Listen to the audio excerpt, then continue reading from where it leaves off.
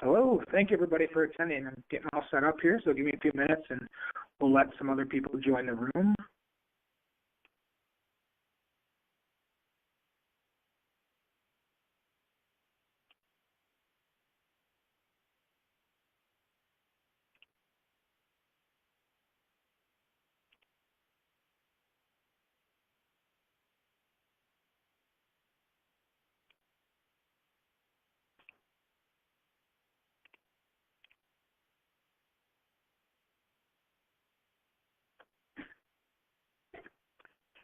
All right, we got a couple minutes after the hour, so I appreciate everyone taking the time today to attend this webinar.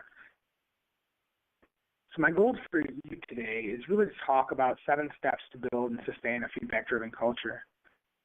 My name is Aaron Adams, and at the request of my team, they asked me to give you a little bit of my background. Well, we know that a lot of platforms, we could probably jump in to LinkedIn and kind of view people's platform background, and we can see from mine, I guess if you go into those, I kind of look like your traditional job-hopping millennial. So with that said, I've had a lot of different roles in consulting, both internally and externally with organizations, and across a diverse set of functions as well. So I've managed performance, I've done a lot of engagement surveys, I've even held sales roles as well. So that's a little bit about me. I specialize in, IO-related approaches to solving business problems and working with people. So, I now work with Engagedly, and Engagedly, we're really a progressive performance management platform. Our approach to performance management is really built around feedback. So we thought, what a better way to hold a webinar than how to really build and sustain a feedback-driven culture, given the nature of our platform. And looking at the group today, we do have we're aware that we have a diverse audience from a variety of organizations. So with that said, the goal of this webinar is to provide you with a 7-step process that any organization can use to help build and sustain a feedback-driven culture. So really my goal for you guys is at the end of this webinar is you'll be able to have a process to drive feedback in your organization. So as I progress through this, feel free to submit any questions that you have to me. I probably won't, given the sake of time, I probably won't address your questions during the webinar today, but I'll be sure to follow up with each one of you individually and engage in a dialogue around some of the questions you have as I jump into some different things and share some information with you. So with that said, I really think when we start thinking about feedback, it's important to start with the why, right? I've pulled a few different studies for you guys that I want to share with you that really highlight the value of feedback. And, the body of literature is very dense and robust around feedback, and there's a ton of different examples you could provide your audiences with to talk about it in an engaging way. I picked 3. So the first one I'm really highlighting here is by PricewaterhouseCoopers. And really, they talked in their study about that 60% of respondents would like feedback on a daily basis. And when we controlled for age, that number is under 30, actually jumps to 72%. And so shifting to another study, the next 2 studies will be from Gallup. They had done a study, and they found that managers who received feedback on their strengths showed 89% greater profitability. And at that point, I talk about strengths. We'll actually come back later as we go further into our discussion today. In a second study of over 65,000 people, they saw that employees that received feedback on that related to their strengths had turnover rates that were almost 15% lower, right? So, that's compared with people who've received no feedback. So again, we could probably debate maybe causality there. And what we're seeing here, though, is that feedback does have an effect. So it's important for us as organizations to really be aware of that and really take ownership for that. Another study that I don't have on a screen in front of you is actually CEB reported that the biggest driver of performance is giving frequent informal feedback. And we're seeing a lot of people starting to shift to that approach, given, as we talk about how we're getting rid of performance reviews in some organizations. It's really not so much that we're getting rid of performance reviews, but we're really focusing on giving people real-time feedback that's closer to these performance events. So the 7-step process that I want to show you guys is what I've kind of laid out for you is, thinking about us as a progressive approach to performance management, we really take a different approach to how we would think about driving feedback in a culture or within an organization. So when we think about that, we really start the conversation by stepping back and looking at the culture. So that's the first thing I'll discuss with you guys. And then we start looking at the tools, right? How can you be expected to do and perform a job if you don't have the tools, right? So I think feedback is a very similar concept as well. So then past the tools, we'll start talking about the framework, and then we'll go into really structuring it. And then the other element of the framework is really teaching and practicing the feedback. And then after that, we'll look at the tracking of it, and then the rework, right? And then this process kind of loops back around again. And that's what we really feel creates a very simplistic but yet comprehensive approach to really starting to initiate some of those process to really drive feedback within an organization and to really push that culture to support and to promote feedback. So like I said, one of the first things we think about culture, you could Google search culture and come up with a ton of different examples for what culture is, but I really selected this quote and it was referenced in several books too that I've read, it's the code, the core logic, the software of the mind that organizes people. I think it's pretty profound, but I think it's pretty true. When we think about the components of culture, at the highest level, we're seeing these artifacts, right? And then as we start moving down, and I love the iceberg analogy, moving down, we'll see the values and then the basic assumptions or the underlying beliefs. When we think about the artifacts, it can be something when you walk into an organization, if they have glass doors on their conference rooms, right? Sometimes we'll see the billboards that'll be an artifact with a value on it.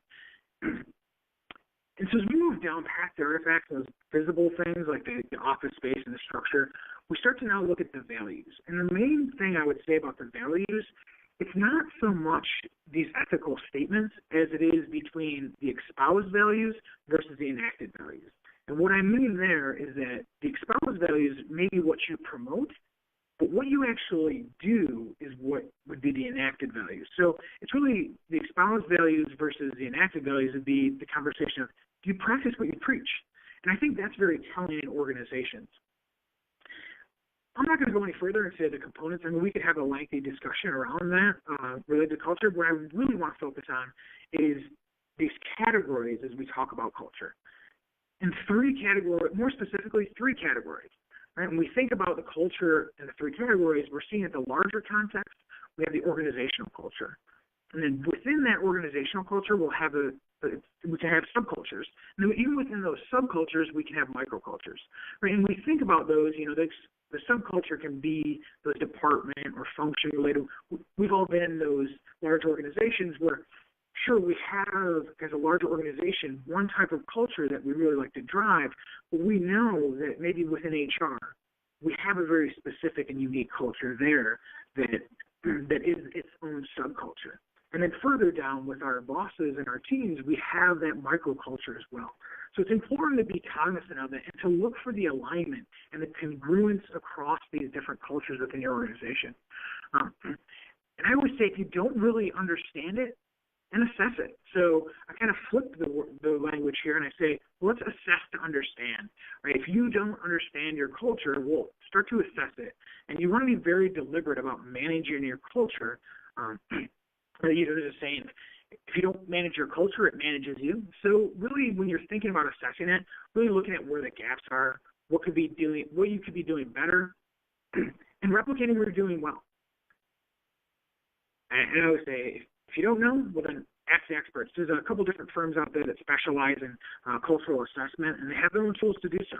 Rather than promote those firms here on our webinar, I just say just do a quick search. And there's a few of them, one located in Michigan, so that's a little telling. But there's some people who do some really great work in this space and can really help you to proactively manage your culture. All right, so culture really kicks us off, but let's take a look at the next step. So here, we're really, in my experience, working with clients and giving demos, it's really important to consider a few different things when selecting the right tools to support feedback. Ease of use is very important, I think. I think given that time is limited, extra work or time required, and really asking yourself, is it reasonable expectation to, implement this type of tool? And does it integrate into the work, right? If we're asking people to go in, log on, to provide feedback, or coach people that they don't see in person, we really have to align to the context of the work that they do. So does the tool integrate into the work is a good question to ask yourself, and how does it? Mapping out your implementation process. If I had one recommendation for anybody who's thinking about really reinforcing, driving feedback within their organizations, it'd be to map out the process. What do the workflows look like? How would you like to allocate specific time to the process of using the tools to drive feedback in your organization? And ask yourself, you have an approach you want to drive? How well does the tools you're selecting integrate with that approach? Right? Does it come across as very cumbersome and techy, or is it, on-the-spot coaching that you're asking people to do? So it's not only just technology-based tools, but it's also non-technology-based tools as well that you need to ask these questions about when you're thinking about what you can use to support feedback in your organization. So when we move past really selecting the tool and asking those questions, it's important to think through how you're going to set up the system. I talked about implementation in the last section. So when we go to implementation, our organization personally comes from a standpoint, technology-based standpoint. But these areas can be universally applied to technology and non-technology-based approaches as well. That very first step that we're looking at here is the implementation step. It's important to think through how, right? You can be idealistic and you can have a vision, but you need to map out that process for how you're going to achieve that. And I recommend here when you're mapping out how, it really is helpful because it kind of saves you from setting unrealistic expectations and timelines too as well. Even then, we all know that timelines, they're always subject to change, I guess, to some degree. The next point that I want to bring up when you're thinking about setting up your system is the onboarding aspect. When we think about onboarding new employees, I think approaches and systems as well are just as equally as important to onboard people too, and we need to be very deliberate in how we manage those. So what is the training you're going to provide, and what is the additional resources and support that you're going to provide to help align you with that best practice in terms of feedback you're trying to create? Being very deliberate there it's important because if you don't have that support, people will regress very quickly into the behaviors they did before. So you need to be very deliberate there.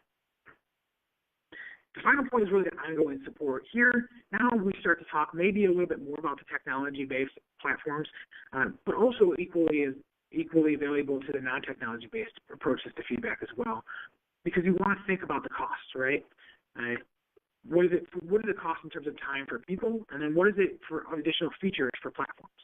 So, a lot of firms and a lot of companies will bring you into the conversation and say, oh yeah, we can help you with feedback, and here's a great approach, and then you get these enormous consulting fees that are building out customizations and some other elements that really aren't core to your process and really take away from what you're doing that you want to achieve for your organizational culture. So, the timeliness and quality, I think, are the most important things on ongoing support. What is the quality of your support, and how timely are they to your responses? And really thinking through some of these different elements is very helpful to you on the front end as you're setting up these processes, and will save you on the back end a lot of cost and a lot of time.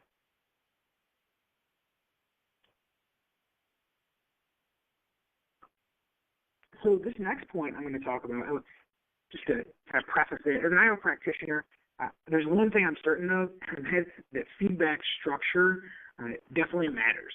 And so violating some of the presentation rules and PowerPoint rules that I learned in the past, I'm going to share with you guys a couple lists that I feel are very valuable, and I want to make sure that you have them to access as a downloadable PDF when you're able to download these slides so you guys can reference this. And what I really want to call attention to is really how to make feedback meaningful, and then also a way we saw Gail earlier, how they reported on a strengths-based approach to feedback, and some elements that really drive the strengths-based approach to feedback as well. So one is kind of I would say the must-haves, right, when we think about making feedback meaningful on that list to the left.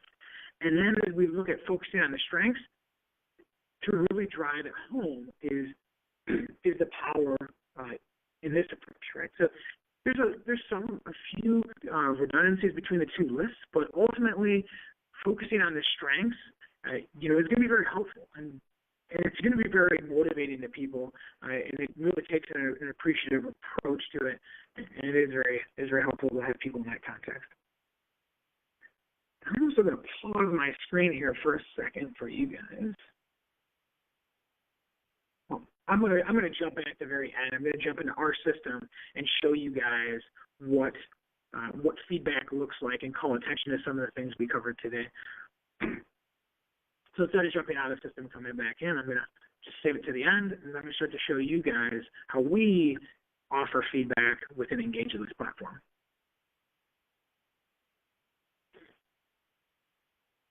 So after we've moved past, right, we've looked from, we've understood the culture, we've moved to the next point to selecting, getting those feedback tools. Now we're starting to build that structure around feedback.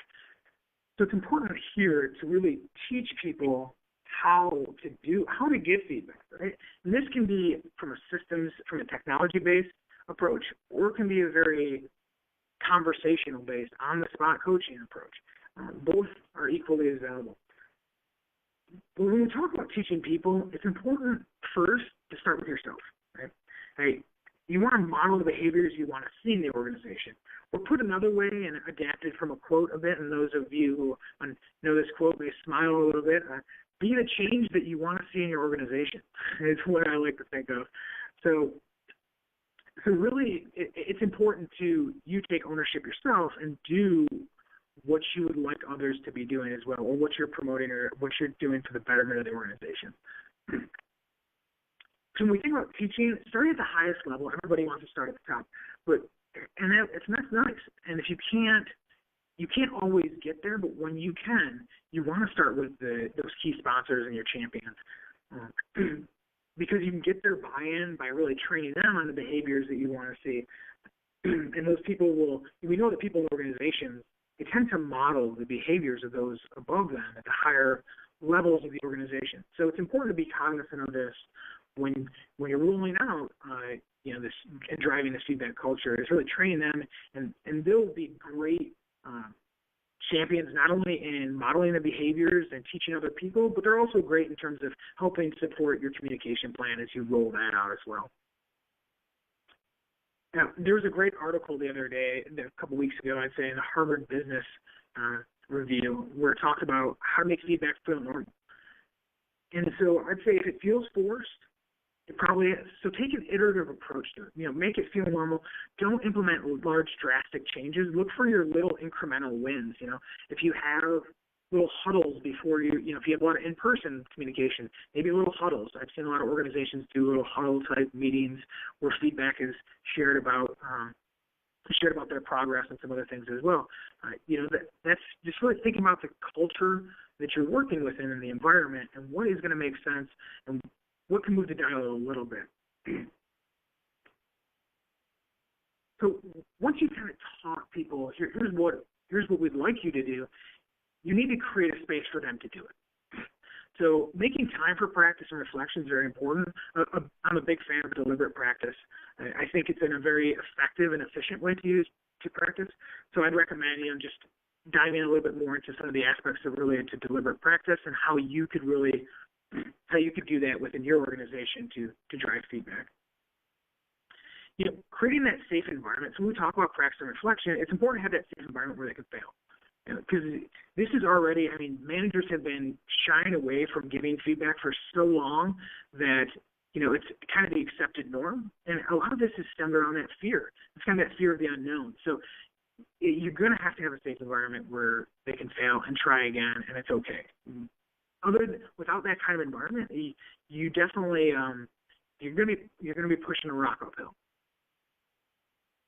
And this point's also key as well. Really setting realistic expectations and goals for individuals. It's really at the individual level. We can't blanket out. We can't set this universal expectation in our organizations of what feedback should look like, because people themselves have varying degrees of comfort with giving and receiving feedback. And we really need to take that into consideration and meet them where they're at when we're setting up these processes and structures. Leveraging the power of groups is important. The supportive nature and the context of groups when practicing giving and receiving feedback is very helpful, and it will help you guys to create a sustainable process.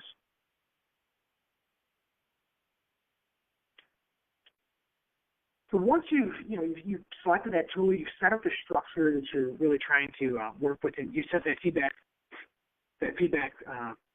framework, and now it all comes down to tracking. How are you measuring your progress and your successes?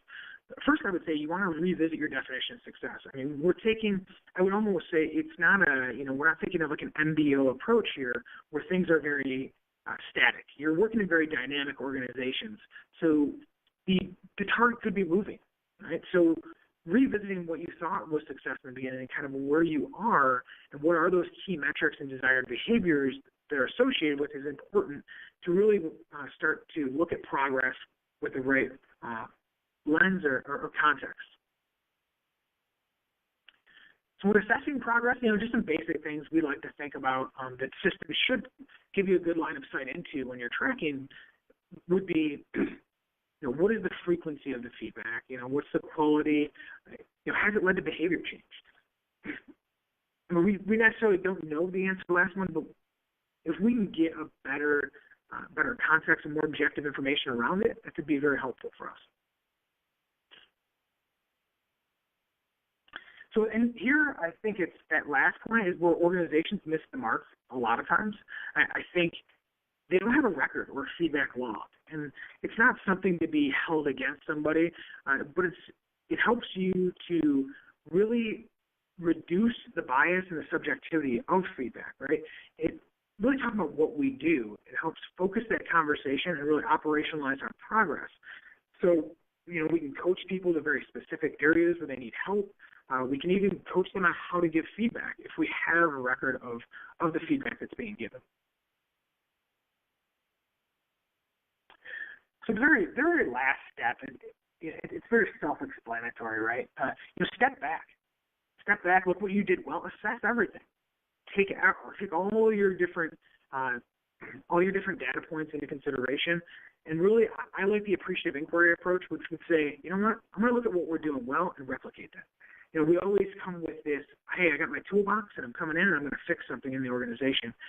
I think a lot of times things are going well, and we're not looking enough at what's going well and how to replicate the really good things that we're doing. And that speaks very well in terms of feedback. There are elements within your organizations. There are some of those microcultures or subcultures within your organizations that you can identify what they're doing well and recreate to really drive that culture as well. And looking forward, I'd say take a systems thinking approach and a design thinking. So, the first part, really looking at all the different, the people, the structures, and the processes, and how they're interwoven together, and how that's how can that promote, support, and drive feedback for the organization? And then from a design thinking standpoint, it's really taking that iterative process approach to it. You're not going to have it perfect the first time, but it's better to start something today than, be here just bogged down and have nothing out there tomorrow. And sustaining, I think it's very important to build accountability into your systems. Now, I'm not very prescriptive in terms of what I would say is the best practice for you guys to do. What I would say is make sure the leaders and people are being held accountable for providing feedback. I don't know if the answer is incorporating them into the performance management process or whatever that is, because I think different organizations will have different answers for that. So that's really the slide. I also have a slide for resources for you guys as well. But I'm going to pause my screen here.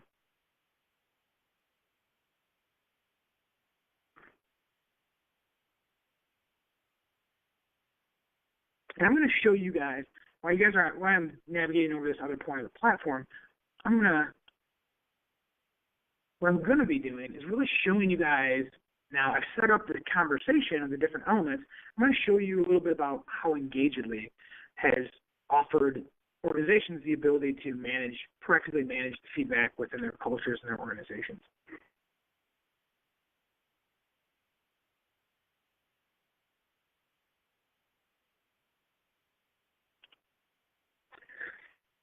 So here, within our platform, we have a variety of features in it. One of the modules we actually developed was specifically related to feedback. Right? So at any time within our platform, and even within within your Chrome browser, we have an extension as well that you can use as a plugin to provide feedback. When we think about feedback,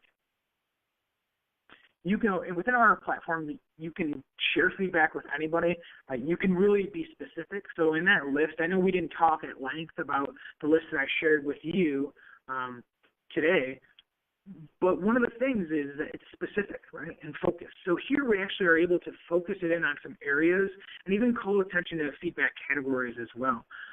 Here you can see some visibility settings as well that I have too. I'll show you a little bit more behind the scenes of some additional functionality you have. But here, you're able to put it about anybody related to the area, and you can submit that, and it'll be sent right over to that person. So that real-time aspect of it, you can request and share feedback real-time, and you see that sharing aspect there, and then requesting. So as a manager, it's a very powerful tool because when we're requesting, I have the ability not only to request about myself, but to request about somebody else, maybe one of my team members that I may not have a line of sight to the behaviors that they're engaging in. We also talk about topics too, about feedback on different topics as well. So really the whole universe, as we think about feedback within organizations, it is supported to some level in our platform. Because we really build a lot of what we do around feedback. And then from a managerial standpoint, one of the nice elements that probably one of my favorites is this team view that we have. So what I'm able to do as a manager within a specified time frame, I'm able actually to drill down into the feedback that people are providing one another. And here, we could take a critical lens here, and we could say, hey, Mark Anderson, that was me, giving it to Alfred Mason, that isn't ideal feedback, right? Because is it specific enough, right? And I'm really talking about some tasks that they did and the actions they did and what the results were of it and what I liked about it. But as a manager, you're able to drill down into these now and see. So I'm able actually to see all these different elements of feedback that my team's engaging with within this time period. Very nice to have that line of sight because then you can be a manager that's acting as a coach, right? And we see that manager as a coach is a very powerful approach that we're seeing more and more organizations starting to utilize in the work that they do. So now we step back. Now, as an HR business partner, as a strategic partner within the organization, you're actually able to step back at this org view. Not everybody would have the org view within the Engagedly platform, but you're actually able to see and have a line of sight now to how everybody's giving feedback in the organization. So I'm looking at here, and then it might, as you think about it from an intervention standpoint, it gives you a good frame of reference to really have some meaningful interventions within the organization. If you start to think about how people are sharing feedback with one another and the areas they're sharing feedback in. So here I'm able to click into these areas and really get a line of sight to how people are interacting with one another through the platform. So beyond just the functionality of feedback in our platform, you have some options, right? You can control visibility and you can do some other things. So and that's why I always start with culture. What is the culture of your organization? What are some of these underlying beliefs? What are some of the things you value, right? It's important to be deliberate about what your cultural appetite is for some of these things, right? Some of these things, they may not be that relevant to all of the organizations. So you can kind of pick and choose what makes sense to yours. So, the last point I would say is really integrating feedback into other aspects in the organization. So one thing is, I have a very traditionally laid out performance review. But the nice thing about this is the integration point between feedback and the performance review. So really keeping the process, taking that systems approach, how are you tying all these different elements together to make sure they're communicating to one another is very important. So with that said, I know I took enough of you guys' time today in talking to you guys about feedback. I appreciate you guys taking the time to join me. Hopefully you found this very valuable. I'll be sharing the slides out with attendees later this afternoon. I look forward to answering your individual questions one-on-one. So with that said, I bid you adieu and have a great day. And thanks again for attending today's webinar.